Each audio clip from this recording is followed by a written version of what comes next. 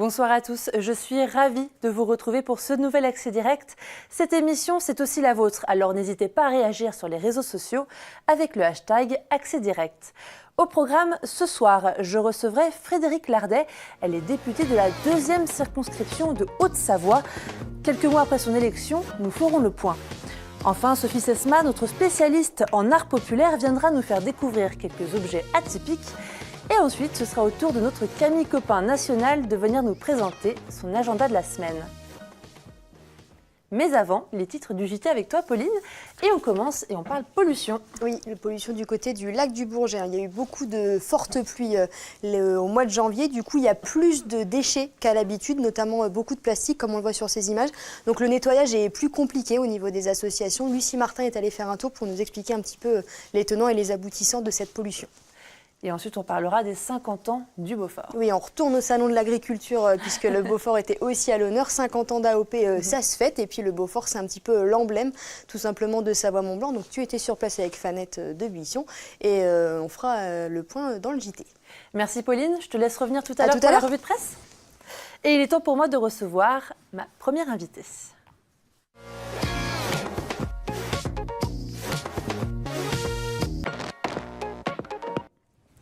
Frédérique Lardet, bonsoir. Bonsoir. Je le répète, vous êtes députée La République En Marche de la 2e circonscription de Haute-Savoie, donc les bords du lac d'Annecy, Sénaux, Favert, Stone.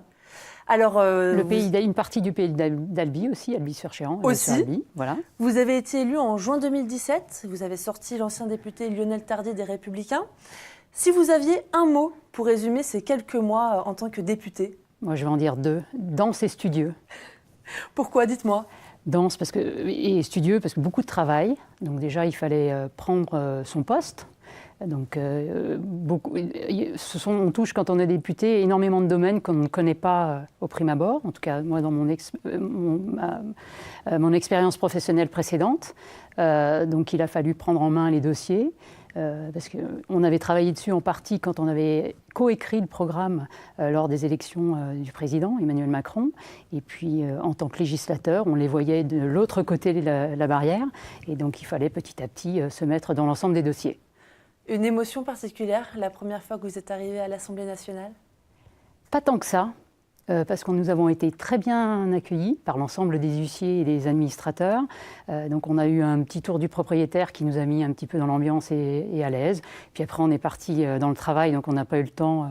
Voilà. Alors après, ce qui est un peu, mais comme aujourd'hui sur un plateau, ce qui est un petit peu parfois impressionnant, ce sont les prises de parole dans l'hémicycle. Voilà. Mais sinon, le reste, pas trop d'impression. Entre vous, entre tous les députés de La République En Marche et entre les députés d'ailleurs de Haute-Savoie, comment est-ce que ça se déroule aussi? Alors, il faut savoir que nos bureaux sont les uns à côté des autres. D'accord. Donc avec Marion Laine, Véronique Rioton, Xavier Roseraine, nous sommes tous au même étage et donc nos collaborateurs se voient régulièrement et donc nous pouvons nous voir très régulièrement. Vous avez des projets en commun? Comment est-ce que ça se passe? On essaye. Alors déjà, tous les projets locaux, on travaille ensemble. Et puis ensuite, selon nos affinités et nos préférences, on essaye de travailler ensemble. Mais aussi, il y a d'autres députés. Donc on a chacun aussi nos commissions. Donc nous avons fait des connaissances d'autres députés avec lesquels nous travaillons sur des dossiers qui nous intéressent plus particulièrement. Ça se passe bien avec les députés, par exemple, des Républicains? Comment est-ce que ça se passe? Bien, oui. Localement, je pense qu'on arrive sur des sujets locaux à avoir des concertations et à discuter ensemble. Donc pour moi, en tout cas, c'est une très bonne surprise. Et puis ensuite, au niveau de l'hémicycle, à Paris, c'est un petit peu différent. Là, on retrouve nos partis et mouvements respectifs et on est plus dans le combat législatif. On va revenir au niveau local. Est-ce que vous avez un projet qui vous tient à cœur? Alors, c'est pas j'essaye de travailler, en fin de compte, je me suis donné une mission, étant au niveau national, on nous a souvent reproché aux élus nationaux d'être déconnectés du terrain. Donc, comme nous avons un certain nombre de projets de loi qui arrivent et qui sont très importants, donc la première décision que j'ai prise, c'est d'intégrer dans les réflexions et nos réflexions l'ensemble des élus locaux et l'ensemble des acteurs locaux. Donc, sur chacun des projets de loi, je fais en sorte de réunir des acteurs. Donc, je l'ai fait pour la loi Pacte, entreprise. Je l'ai fait pour le logement. tout dernièrement. Nous allons remettre le rapport 74 à Julien de Normandie. Donc nous avons réuni les bailleurs sociaux 74, des architectes, des promoteurs, des élus. Voilà. Et nous avons une quarantaine de propositions à faire au ministre. Vous pouvez nous en citer quelques-unes de ces propositions ? Bien évidemment, il y en a une qui je vais citer parce qui est importante et qui tient à cœur à nos élus locaux, c'est la révision de la loi SRU. Où on a besoin, notamment localement. C'est la loi qui concerne, en fin de compte, le pourcentage de logements sociaux qui est attribué, qui doit être mis en place sur chacune des communes. Et aujourd'hui, nous, localement, au travers de différentes lois que l'on cumule au niveau de nos territoires, notamment concernant la loi montagne, la loi du littoral, qui s'applique à certaines de nos communes, complétée avec en fin de compte, cette loi SRU, pose certains problèmes. Donc, nos élus locaux nous ont fait des propositions, et donc mon rôle à moi, comme avec certains de nos collègues, c'est d'aller porter la voix auprès du gouvernement pour faire en sorte que nos élus puissent mieux travailler localement et que les lois que nous passons et que nous votons à l'Assemblée soient adaptables localement. C'est facile de se faire entendre ? C'est pas facile. C'est pas facile, ça demande beaucoup de travail, de la technique. Alors ça, on l'a découverte. C'est comment passer dans les cabinets des ministères pour pouvoir effectivement porter notre voix. Donc ça demande du temps, de la pugnacité, et surtout quand on est dans la majorité finalement, parce que qui dit dans la majorité, contrairement à ce qu'on aurait imaginé, on n'est pas toujours d'accord. On étudie aussi les projets de loi comme les autres, et puis après il faut aller défendre nos idées. Donc on le fait au travers de notre groupe aussi, le plus souvent. Bien avant votre mandat, vous étiez engagé auprès d'une association pour les femmes de plus de 45 ans qui souhaitent trouver un travail ou bien créer leur propre entreprise. Pendant ce mandat, est-ce que vous êtes toujours autant engagé dans cette association ? Alors, je suis toujours engagée. Je n'ai pas arrêté et je suis 2 femmes depuis à peu près 1 an. Donc le fait que au début de mon mandat, je m'étais posé la question et j'ai discuté avec ces 2 femmes parce qu'il était important de savoir si effectivement ma position ne les ennuyait pas. Et donc elles m'ont dit non, au contraire. Et donc c'est un moyen aussi pour moi de rester très pragmatique et de continuer à voir ce qui se passe concrètement sur le terrain et notamment de suivre ces femmes qui, aujourd'hui, je suis assez contente parce que une des personnes que je suis est en train de finaliser et d'aboutir son projet de création d'entreprise. Donc je suis très fière pour elle. Est-ce que c'est un projet que vous aimeriez aussi porter au niveau national, faire des propositions ? Oui, bien évidemment. Alors, par le plus grand des hasards, il faut savoir que dans 15 jours, on reçoit l'association pour laquelle je suis bénévole, donc Force Femmes. Et donc on les reçoit pour remettre des distinctions à certaines femmes qui ont effectivement réussi dans le cadre de cette association. Vous êtes aussi très impliquée dans le tourisme. Oui, tout à fait. À l'Assemblée, expliquez-nous. Alors, j'ai été nommée au Conseil interministériel du tourisme. Donc, c'est une instance interministérielle qui détermine la stratégie du tourisme pour les 4 ans à venir.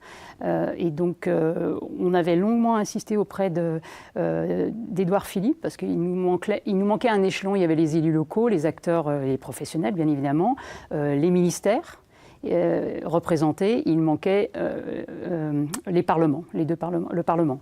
Donc on a eu gain de cause et donc je fais partie. Donc il y a une députée, moi, qui représente l'ensemble des parlementaires de l'Assemblée nationale, et puis il y a un sénateur qui va être aussi nommé au sein de ce conseil interministériel. L'objectif donc c'est de faire augmenter le tourisme en France. Ici en Haute-Savoie, on n'est pas à plaindre spécialement, mais est-ce que vous aurez des propositions pour faire augmenter ce tourisme, pour attirer les touristes ? Alors, on n'est pas à plaindre en France et en Haute-Savoie, mais par contre, il faut être très vigilant. Le marché touristique est un marché assez fragile, donc ça représente aujourd'hui 110 milliards en termes d'économie, soit à peu près 6% du PIB chaque année. Donc c'est un marché conséquent, mais si on souhaite continuer à le développer, c'est de savoir comment on le souhaite et sous quelle forme. Et je vais vous donner quelques exemples aujourd'hui, avec le danger qui effectivement existe. Certaines villes, grandes villes européennes comme Venise, Amsterdam, Rome, Barcelone, sont des villes où on commence à entendre de l'anti-tourisme. Donc en France, il faut qu'on soit très vigilant et donc la stratégie qu'on doit mettre en place doit faire en sorte qu'effectivement on puisse plus diffuser et faire un maillage touristique plutôt que concentrer des touristes sur des spots en particulier. Donc ça concerne bien évidemment la France et d'autant plus Annecy en particulier, où on voit qu'effectivement on a des territoires qui ne sont pas, en termes de topographie, qui ne sont pas faciles. Donc c'est comment on arrive à faire bénéficier l'ensemble des territoires de cette activité touristique. Le tourisme, pour moi, c'est un merveilleux moyen de répartir les richesses. Puisque aujourd'hui on a la chance d'avoir un pays merveilleux, même en ruralité. Et donc l'idée, c'est de savoir qu'à partir d'un spot, comment on peut mailler et faire profiter de cette économie touristique à l'ensemble de nos communes rurales. Ma dernière question, vous avez plusieurs dossiers, donc on vient d'en parler. Vous travaillez aussi sur un autre, militaire cette fois-ci. Oui. Lequel ? Alors, tout d'abord, je suis à la commission permanente de la Défense. Depuis 15 jours, nous travaillons le projet de loi de programmation militaire, donc qui est très important. Et nous sommes très fiers, la majorité est très fière de porter ce projet, puisque c'est la première fois depuis très longtemps où le budget des armées augmente. Donc, dans le cadre de cette loi de programmation militaire qui va concerner les années 2019-2025, il y aura une augmentation de 23% du budget des armées. Et j'en suis d'autant plus fière parce qu'il y a la dimension humaine aussi qui est prise en compte dans ce projet de loi. C'est ce qu'on appelle un projet de loi à dimension humaine, où il y a, au travers d'un plan famille, où les familles de militaires, les familles de soldats vont être prises en compte. Par exemple, avec des idées très, très simples, avoir possibilité d'accéder à des crèches plus facilement, d'avoir des mutations qui ne tombent pas du ciel tout d'un coup, mais où il y a un délai de prévenance de plus de 5 mois. Donc ça, c'est important. Aussi comment on soutient les femmes, les épouses et les conjointes militaires qui doivent déménager très souvent et qui ont des problèmes d'insertion professionnelle. Donc c'est comment on peut les accompagner au mieux pour faire en sorte que nos soldats, qui donnent beaucoup de leur temps et parfois de leur vie, au moins d'un point de vue, soient tranquilles et quand ils partent en opération extérieure, puissent savoir que leur famille est à minima protégée. Bien écoutez, merci beaucoup d'avoir répondu à mes questions.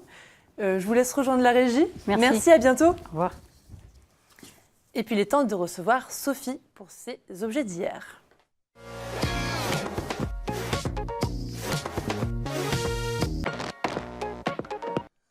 Sophie Sesma, notre spécialiste en art populaire. Oui, bonsoir, Olivia. Alors raconte-nous, qu'est-ce que tu nous as amené ?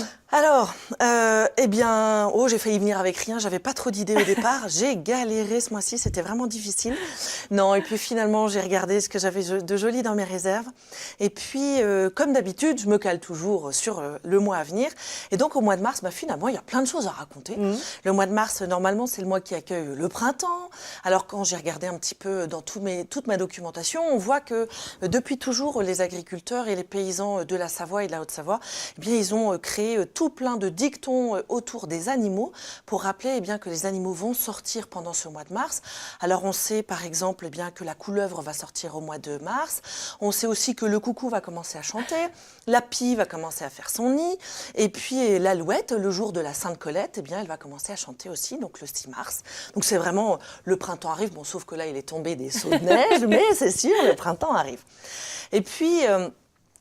avant que le printemps arrive, il fallait quand même terminer cette saison d'hiver et il fallait terminer de vivre sur ces réserves qu'on avait fait entre le mois de juin et le mois d'octobre. C'était parfois un peu difficile quand on avait soit eu des mauvaises récoltes ou qu'on avait été pas assez prévoyant et que finalement le grenier se vidait un peu trop vite. Alors, mon premier objet, c'est une marque à pain. Alors, c'est un objet qui est donc en bois, avec une grosse poignée en fer. Allez, je vous la prête. Et puis, pendant ce temps-là, je vous raconte l'histoire du pain.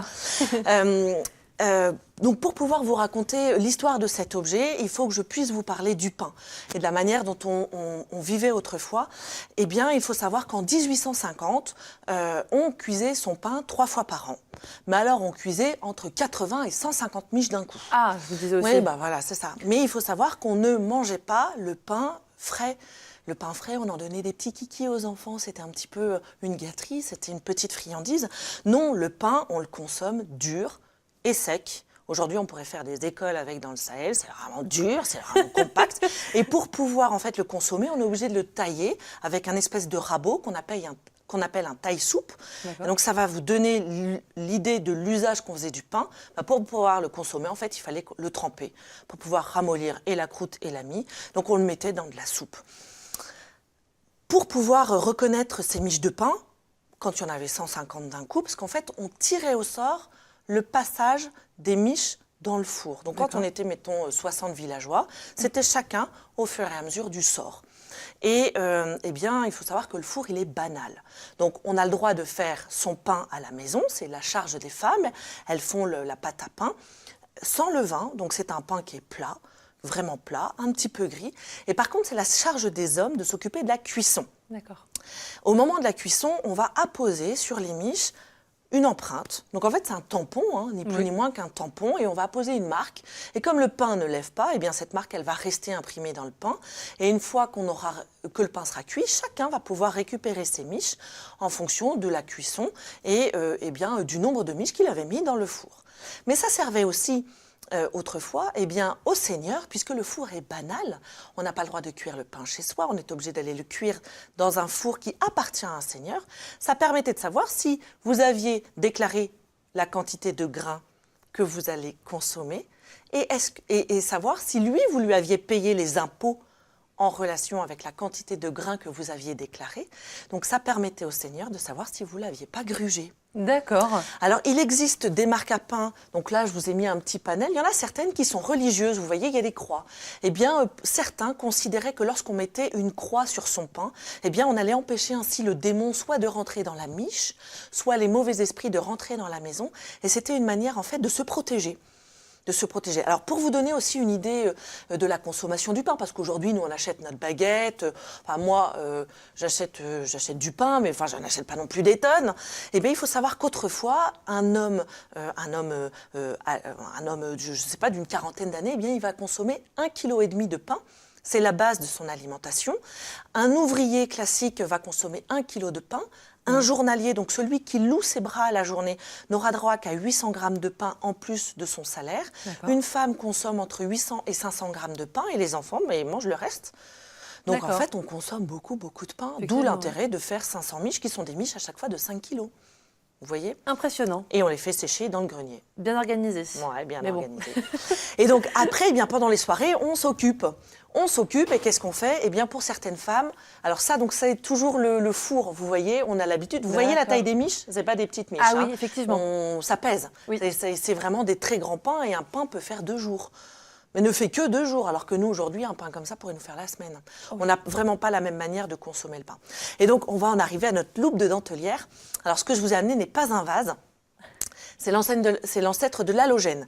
Alors, les dentelières, autrefois, je vous ai aussi amené des visuels. Vous les voyez, elles sont toutes dehors. Alors, elles ont l'habitude de travailler dehors parce qu'il y a une belle luminosité. Et que grâce à cette belle luminosité, eh bien, elles font ce travail très précis qu'est la dentelle, qui est très méticuleux. Et il faut bien... Au-delà du fait qu'il faut avoir de bons yeux, eh bien, il faut y voir clair. Et le soir, eh bien, quand elles n'avaient pas fini leur travail, il fallait qu'elles rentrent chez elles et qu'elles continuent d'avoir un bel éclairage. Donc cette loupe de dentelière, eh bien, on la remplit d'eau. Alors la tradition voudrait que si on la remplit avec de l'eau de pluie, le halo n'en est que plus lumineux. Donc on la remplit d'eau et derrière, on va venir mettre une bougie. Et en fait, l'eau va faire réflecteur. Et ça va permettre de diffuser une très très belle lumière, très claire, juste autour de la dentelière. Donc ça n'est ni plus ni moins que l'ancêtre d'une lampe, d'une petite lampe de chevet qui est très localisée et qui permettait donc d'avoir une très très belle lumière lumineuse. Alors, vous pouvez faire l'essai à la maison. Si un jour vous avez un vase, vous mettez une lumière derrière et vous allez voir, ça fait un halo qui est juste dingue. C'est dingue. C'est fou, hein ? Ouais. Alors, il y a souvent, ceux qui ne connaissent pas trop, il y a un objet qui est assez identique qui s'appelle le bocal à sangsues, donc dans lequel on mettait les sangsues qu'on allait pêcher, c'est une autre histoire. Et on les mélange souvent. Entre la loupe de dentelière et le bocal à sangsues, on les mélange souvent. Mais qu'est-ce qui les différencie du coup ? Eh bien, la lèvre. D'accord. En fait, là, elle a une lèvre droite, on met de l'eau, on la renverse. Vous voyez, elles ont certaines. Celle-ci est normande au milieu. Et eh bien, on n'a pas on n'obture pas l'entrée pour empêcher les sangsues de sortir. Quand on a un bocal à sangsues, on a une lèvre débordante qui permettait de mettre un papier gras qu'on allait percer avec une ficelle et ça empêchait les sangsues de s'échapper. Se retrouver avec une sangsue dans son lit, c'est certainement pas très bon. Oh, non, ça doit Non, pas être... trop. Et puis le dernier objet du mois, eh bien, le 19, on va fêter la Saint-Joseph. Et donc j'avais très envie de vous parler du culte de Joseph. Il faut savoir qu'entre le 5e et le 9 et le 8e siècle, on a des traces du culte de Saint-Joseph. Donc on va le prier classiquement. Et puis après, plus rien. Saint-Joseph va quasiment disparaître en fait de la religion chrétienne à l'avantage de 3 femmes qu'on va appeler la Sainte Anne Trinitaire. Et donc c'est ce qui va préfigurer pendant très longtemps la Sainte Famille, ce qu'on a l'habitude de voir, Jésus, Marie, Joseph. Eh bien, avant d'avoir cette image de Jésus, Marie, Joseph, très classique, on va avoir Sainte Anne, donc la maman de Marie, qui va avoir Marie sur ses genoux, et Marie aura Jésus sur ses genoux. Donc en fait, on a un empilement de personnages qu'on appelle Sainte Anne Trinitaire, sauf qu'en fait, au XVIe siècle, l'Église est très puissante, et c'est une Église d'hommes. Et les hommes vont se dire, mais en fait, c'est une assemblée de nanas. Il faudrait réussir. C'est pas normal. Non, c'est pas normal. On va remettre un peu de masculin viril au milieu de cette assemblée très matriarcale.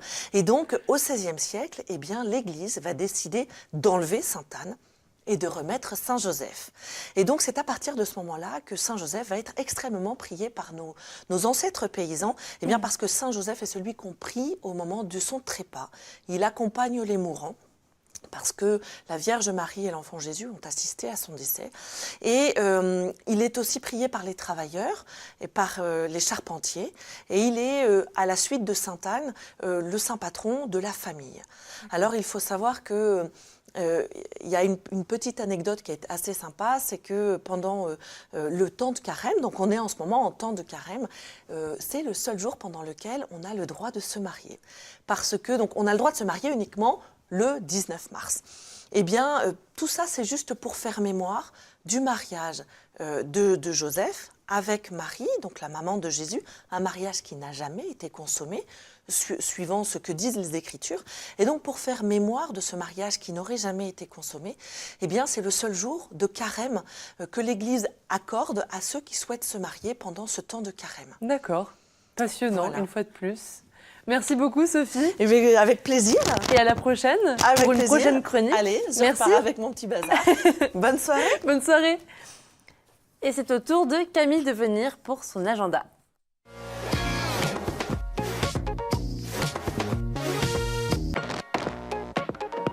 Camille, comme chaque vendredi, tu nous présentes tes petites idées sorties de la semaine. Et on commence avec un salon en l'honneur des femmes. Oui, voilà, puisque le 8 mars, c'est la journée internationale pour les droits aux femmes, j'ai décidé de nous mettre à l'honneur. Depuis 14h aujourd'hui, à Megève se tient le salon Talent de Femmes à la salle des congrès. Pour une entrée à 2 €, vous pourrez aller admirer les créations d'une 60aine d'artistes spécialisés en gravure sur bois, mosaïque, sculpture ou encore en stylisme. De la simple exposition pour le plaisir des yeux à la vente pour celles ou ceux qui souhaiteraient repartir avec une jolie déco, des produits de beauté, etc. Voilà, c'est un joli programme pour ce week-end pour ceux qui souhaiteraient rester au chaud. C'est bien sympa. Et puis une petite pause culturelle à Albertville. Oui, alors samedi 3 mars, donc demain, je te propose, Olivia, une petite pause culturelle au Dôme à la médiathèque d'Albertville. C'est comme le concept du speed dating où l'on va rencontrer des gens et devoir se présenter en quelques minutes. Je te propose le speed booking, un temps d'échange libre et ouvert à tous pour partager ses derniers coups de cœur littéraires ou refaire le plein d'idées grâce aux conseils d'autres lecteurs et de bibliothécaires. Moi, je trouve l'idée super sympa. Quand on aime lire, parfois, on a tendance à toujours rester dans le même registre avec des choses qu'on connaît. Et des fois, ça permet de faire de très belles découvertes. Enfin, en tout cas, pour moi, ça a été le cas. Je n'y suis pas encore allée. Mais voilà, parler avec des amis, d'autres lecteurs, c'est toujours une bonne opportunité. Et donc, si jamais les prochaines dates sont sur le site de la médiathèque, et sinon, c'est le 24 mars, le 14 avril, le 5 et le 26 mai et le 16 juin. Très bien. On part direction le Prat de Lys-Saumon. Oui. Donc c'est une course populaire de ski de fond qui a lieu ce dimanche 4 mars à 9h. C'est la traversée de la Rama. Alors c'est né le 20 mars 1983. C'est une course qui relie le site du Prat de Lys et le site de Saumon en franchissant 2 fois le col de la Rama. Donc c'est la 35e édition cette année. Le départ et l'arrivée se feront à Saumon sur le plateau. À noter qu'il y a plusieurs distances. 30, 15 et 7,8 km, ainsi qu'une option randonnée. Les inscriptions sont encore ouvertes jusque demain samedi midi. Donc tous les tarifs et informations pratiques sont à retrouver sur leur site traversedelarama.fr et les inscriptions ne se font plus qu'en ligne. Donc vous pouvez y aller ce soir ou demain jusqu'à midi. Allez, on part en Savoie. Oui, j'ai pas eu le temps de changer de fiche. Pardon Camille. J'étais pas bien là. Oui, tout à fait, avec les Nuits de la Roulotte à Chambéry. Donc, est-ce que tu as déjà entendu parler de ce festival, Olivia? Pas du tout. Pas du tout. Eh ben, c'est la 16e édition pourtant. Donc voilà, c'est un événement un peu phare. C'est un événement pluridisciplinaire qui met à l'honneur les cultures tziganes et nomades. Vous avez jusqu'au 10 mars pour venir en profiter tous les jours de 18h à 1h30. Au programme, entre autres, musique, théâtre engagé, spectacle de marionnettes, ateliers participatifs ou encore danse. Les spectacles sont ou gratuits ou avec une participation libre. Donc il y a parfois une fourchette quand même à respecter pour le bon fonctionnement et le bon déroulement du festival, pour qu'il perdure et qu'il rentre dans son budget, tout simplement. Mais dans l'ensemble, c'est toujours peu cher et c'est une occasion pour passer de très bons moments. Donc toutes les infos sont détaillées sur le site lesnuitsdelaroulotte.com. Et enfin, on parle d'un événement auquel tu vas peut-être participer. Eh bien écoute, non, pas cette année parce que je serai à Berlin ce week-end-là. Donc voilà, on ne peut pas être partout. Mais effectivement, j'en touche un rapide mot. Je ferai un petit peu plus long la prochaine fois parce que voilà, c'est une cause qui me tient à cœur. Course à pied, bonne action. Voilà, c'est tout moi. Exactement. Donc la Mentonnaise, c'est une course à pied de 10,5 km avec 270 mètres de dénivelé positif. Le parcours est magnifique et surtout pour chaque inscription, donc les inscriptions sont à 16 €. 5 € seront reversés au comité féminin pour le dépistage du cancer du sein de Haute-Savoie. C'est le dimanche, donc 18 mars. Et si j'en parle aujourd'hui, c'est parce qu'ils recherchent activement encore des bénévoles. Donc n'hésitez pas à vous inscrire sur le site sportevent370.com ou auprès d'Evelyne Garlachelli, dont le numéro doit s'afficher en bas de votre écran. Donc voilà, n'hésitez pas, c'est le 18 mars, ça nous laisse encore un petit peu de temps pour s'inscrire. Et c'est pour une belle cause, donc on y va quoi. Merci Sauf Camille, moi. merci beaucoup. Tu restes avec nous jusqu'à la fin de l'émission ? Ça me va. Allez, Pauline pour la revue de presse. Pauline qui nous rejoint sur le plateau. Et on commence avec le mari de Sophie Pétronin qui s'inquiète. Oui, on a repris des nouvelles de l'otage française Sophie Pétronin qui a été enlevée au Mali fin 2016. Donc son mari est de Haute-Savoie, il a une entreprise en Suisse. Dans la vidéo, elle est apparue, diffusée par le groupe de soutien à l'islam et aux musulmans. Elle est apparue très fatiguée. Elle est atteinte d'un cancer, elle a 75 ans, donc sa famille s'inquiète bien évidemment fortement. Elle n'avait pas eu de nouvelles depuis juillet 2017 et une photo qui avait été diffusée et où on avait su qui l'avait enlevée. Il demande tout simplement à Emmanuel Macron et au gouvernement français de faire davantage et d'avoir plus d'informations parce qu'ils n'ont pas d'informations tout simplement, ils sont complètement perdus. Donc il demande à ce qu'Emmanuel Macron fasse quelque chose. Emmanuel Macron lui a dit qu'il ne négociait pas avec les terroristes, bien évidemment, puisqu'il demande une rançon.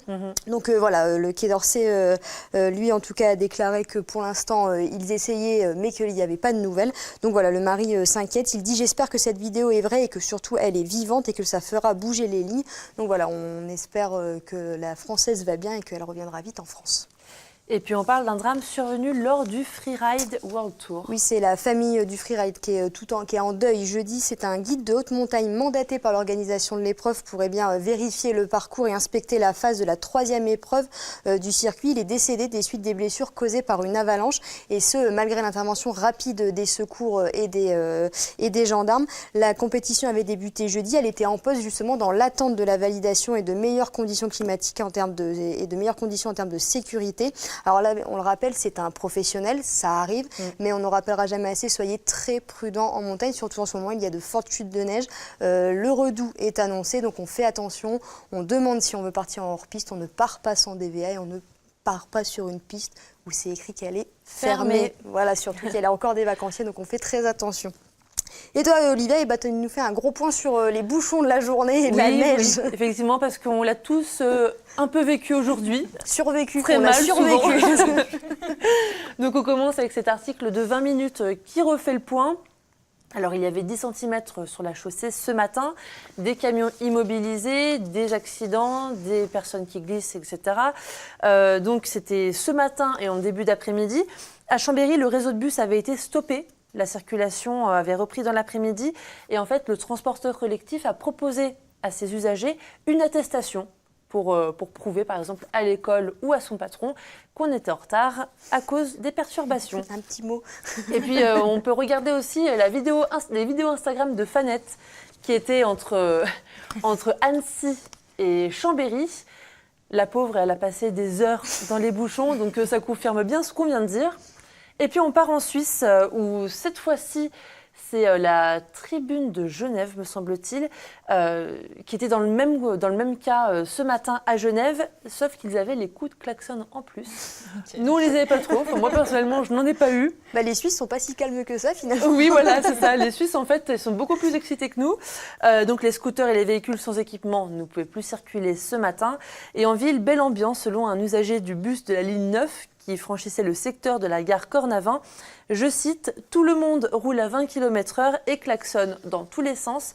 J'ai une chose à dire, c'est vivement l'été. » Et on n'oublie pas quand même ce week-end ces équipements spéciaux, notamment pour les touristes. Oui, ne soyez pas coincés à la montée en station. Ils annoncent de la neige. Mettez des chaînes ou des pneus neige, s'il vous plaît. C'est un message un peu personnel, ça, Pauline. Oui, voilà, exactement. Si je peux éviter de rester coincée dans la montée, ça m'arrangerait. Moi, j'ai des pneus neige, donc s'il vous plaît, équipez-vous.